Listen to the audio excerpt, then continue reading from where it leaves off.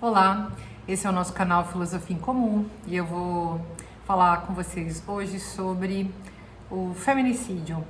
Eu já falei sobre esse assunto, é um assunto sobre o qual todos e todas e todos estamos falando há um bom tempo. E eu escrevi um texto que saiu recentemente no portal Catarinas e eu acho que é interessante fazer uma leitura desse texto. Já fiz outras leituras de texto aqui no nosso canalzinho. E queria fazer essa leitura e comentar com vocês alguns aspectos desse texto. Então vamos lá. O texto se chama Feminicídio, o artigo se chama Feminicídio, uma reflexão sobre um terrorismo apagado. Então eu começo assim. Costumamos colocar questões a partir de estatísticas, porque estatísticas dão a impressão de que há alguma racionalidade nos processos analisados. A racionalização, por sua vez, protege da angústia, do medo e do pavor causado por certos fenômenos. Esse é o caso do feminicídio como fenômeno social crescente em nível nacional e mundial. O termo feminicídio é usado há décadas para designar um tipo de assassinato relacionado à condição feminina. Esse tipo de assassinato parece se tornar cada vez mais comum, como se pode ver pelas estatísticas trazidas pelos noticiários, nos quais a notícia seca também ajuda a esconder o caráter tenebroso do fenômeno. O avanço dos feminicídios apontam para o caráter terrorista do patriarcado voltado à ameaça e à matança. Certamente, em uma época em que tudo se torna espetáculo, ou seja, quando a lógica do capital captura toda a imagem como mercadoria, nessa época, também caracterizada pela visibilização de todas as coisas, tendo em vista que a lógica do capital transforma até mesmo o horror em mercadoria, o feminicídio aparece mais do que em outras épocas. Porém, ao contrário de ser apresentado como um horror, ele figura nos meios de comunicação e na internet como algo banal, dificilmente sendo objeto de horários nobres ou de manchetes de jornais ou de portais de notícias. De fato, o patriarcado, enquanto sistema sustentado na violência, necessita da naturalização e da consequente banalização dos atos violentos dirigidos contra as mulheres para que ninguém se insurja contra eles. A cultura da ameaça está garantida e todas temem o que pode vir a acontecer. Por isso, muitas mulheres negam a violência e muitas se aliam ao patriarcado, achando que podem se camuflar nele e assim sobreviver.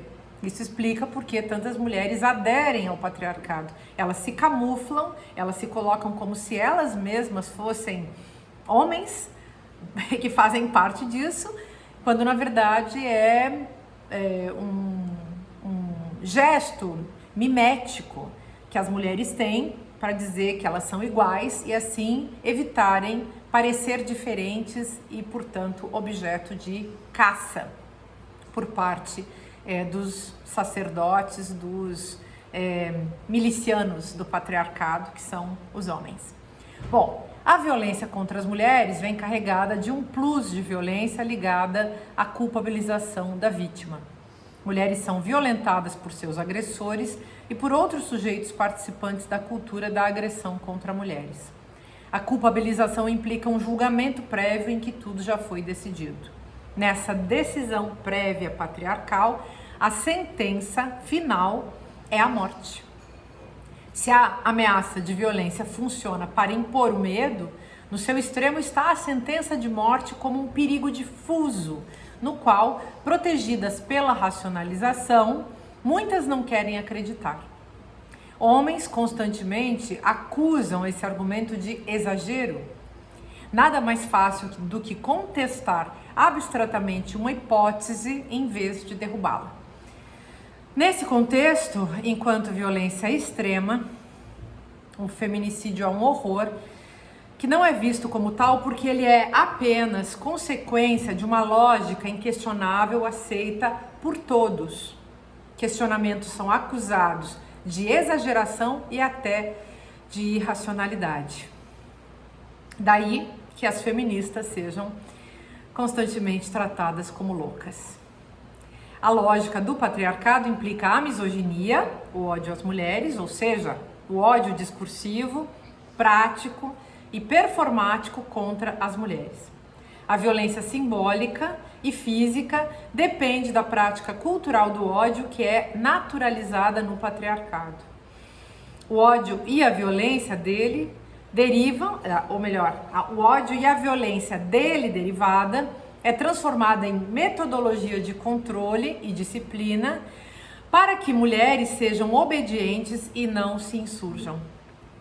Mas de que forma essa violência é naturalizada? Através de discurso e práticas, constituindo um círculo vicioso. Aceita-se tacitamente que a violência é inevitável na natureza masculina, enquanto que ser objeto de violência seria inevitável para uma mulher. No imaginário sobre a ideia de uma natureza feminina, a passividade, a fragilidade, a dependência emocional, financeira e afetiva, bem como a objetificação, lançam mulheres numa vida sem liberdade. No contexto de uma sociedade misógina, mesmo sendo mais visível e em certos casos até mesmo espetaculoso, o feminicídio é naturalizado, ou seja, é tratado tanto pelos governos e pelas instituições em geral como se não fosse um problema grave. O caráter misógino, odiento e hediondo é sempre apagado. No Brasil, o crime foi tipificado apenas em 2015 com a Lei 13.104. E se sabe que, desde então, pelo menos 10.655 mulheres foram vítimas de feminicídio, segundo o levantamento do Fórum Brasileiro de Segurança Pública, que estarreceu muita gente. Sabe-se ainda que em 23 foram mortas 1.463 mulheres, um número ainda maior do que em 2022. E que o estado, outra coisa que a gente sabe, é que o estado do Mato Grosso, na região centro-oeste do Brasil, registra um índice maior do que todo o Brasil. A região sudeste está um pouquinho abaixo das outras, mesmo assim há 1.200 casos registrados. O Fórum Social, ou melhor, o Fórum Brasileiro de Segurança Pública, recolhe dados das secretarias estaduais de segurança pública ou da Defesa Social e do Ministério da Justiça e da Segurança Pública. Bom, é preciso ter em vista que o feminicídio é um crime subnotificado e que isso faz parte também da sua banalização. Ou seja, sabemos mais porque estamos na era do espetáculo, sabemos mais porque há a tipificação do crime, mas ao mesmo tempo não sabemos tudo e é um crime em relação ao qual as pessoas em torno têm dificuldade de denunciar. As mulheres mesmas são mortas constantemente e são acusadas de alguma culpa, às vezes se mascara o crime através de um acidente doméstico, sobretudo com as mulheres queimadas. Aliás, eu escrevi um artigo para a revista Cult sobre o piromachismo, que vocês podem ler no número desse mês de abril. E existe também, evidentemente, a acusação muitas vezes de suicídio por parte dessas mulheres, mesmo no caso de acidentes domésticos, entre aspas, acidentes domésticos. Bom, para finalizar, eu digo que, de fato, a violência doméstica, na qual o feminicídio figura como violência extrema, é um fator estruturante da sociedade patriarcal, ou seja, ele organiza essa sociedade, mas isso explica também que essa sociedade patriarcal é voltada à destruição.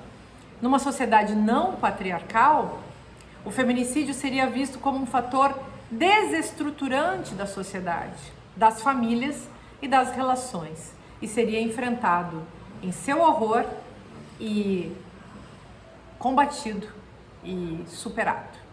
Bom, esses e outros assuntos nós vamos trabalhar no nosso grupo de leituras de feminismos decoloniais. A questão do feminicídio é um problema para as mulheres, para as pensadoras decoloniais, porque os países que levantaram a questão anticolonial, descolonial ou decolonial. São países que foram submetidos a estratégias patriarcais que precisam ser desvendadas, estratégias que são patriarcais, capitalistas e coloniais ao mesmo tempo. E a gente vai ver como que isso tudo funciona a partir de grandes pensadoras como Silvia Kusikanki, como a Rita Segato, a Lélia Gonzalez e também a Glória Anzaldúa. Então, aguardo vocês, inscrições no site marciatiburi.com. Um grande beijo, até breve.